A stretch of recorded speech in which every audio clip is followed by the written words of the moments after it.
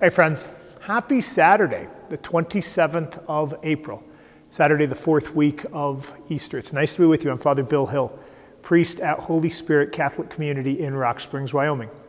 I will share with you a reflection on the daily readings. The readings are linked down below. Click the link, read the readings prayerfully, and then turn off the screen. Spend some time with God before you move on to other things. Especially if you work regular work weeks, I hope that this weekend might be a time of rest and recreation, not just working harder than ever for yourself. Remember, God did not make us to be robots or machines. God made us to be human. And to be human is to rest as well. And not to do it begrudgingly or as a reward, but because we love ourselves, right? We are reading the Acts of the Apostles and John's Gospel today. Acts of the Apostles. We hear a continuation of the story of Paul and Barnabas who proclaim Jesus crucified and risen in Antioch in Pisidia, what's kind of southern Asia Minor, southern Turkey these days. One Saturday they speak in the synagogue. Apparently they were wildly popular because then the next Saturday morning the entire city turns out to listen to these two. And we hear that there is jealousy. And so people start to contradict Paul and Barnabas about this Jesus.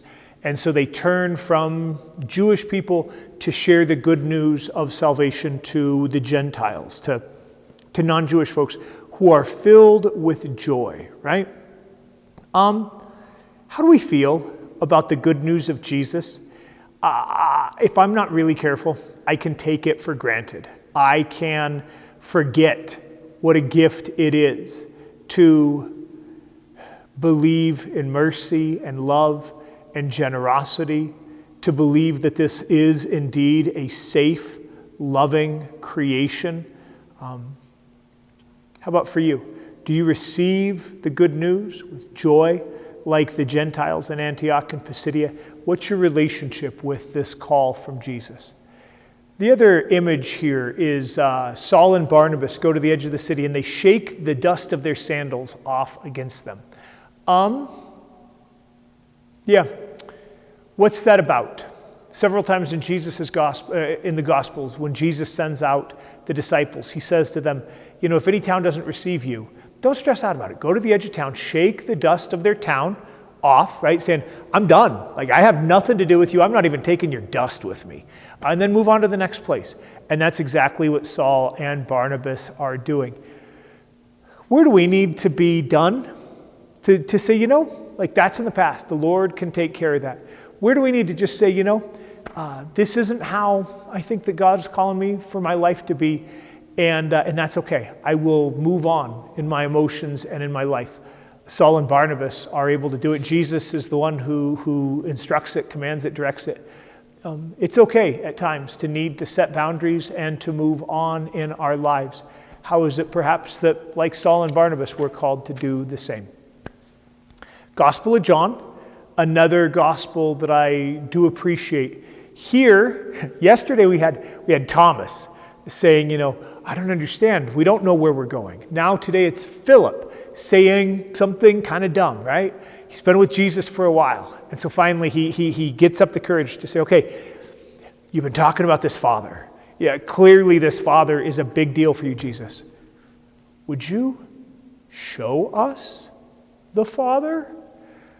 And thank God, right? Thank God for good questions. Thank God for questions that don't make sense to us or, to Philip. Jesus chides him, but it becomes an opportunity to teach us the Father and I are one. And I think maybe I talked about this a little bit, maybe on Wednesday, Jesus saying that he speaks with the voice of the Father. It's easy to think, I hear this all the time, the God of the Old Testament, or, oh, God with this big white flowing beard or whatever, right? Those are images that serve, but there are significant limitations to them as well. It might be time to let them go.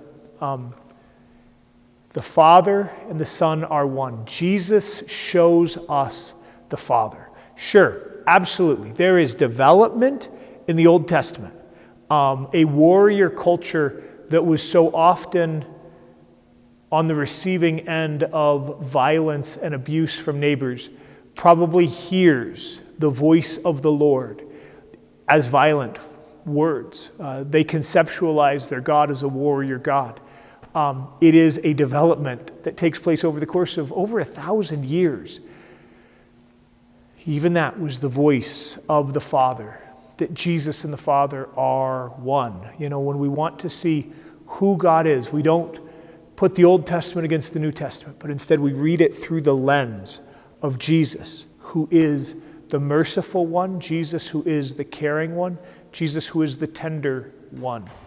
The Father and I are one. May we as well just rest in Jesus, who is one with the Father in these ways. All right, friends, read those readings prayerfully and then turn off the screen. Spend some time with God before you move on to other things. Happy Saturday. Get some rest.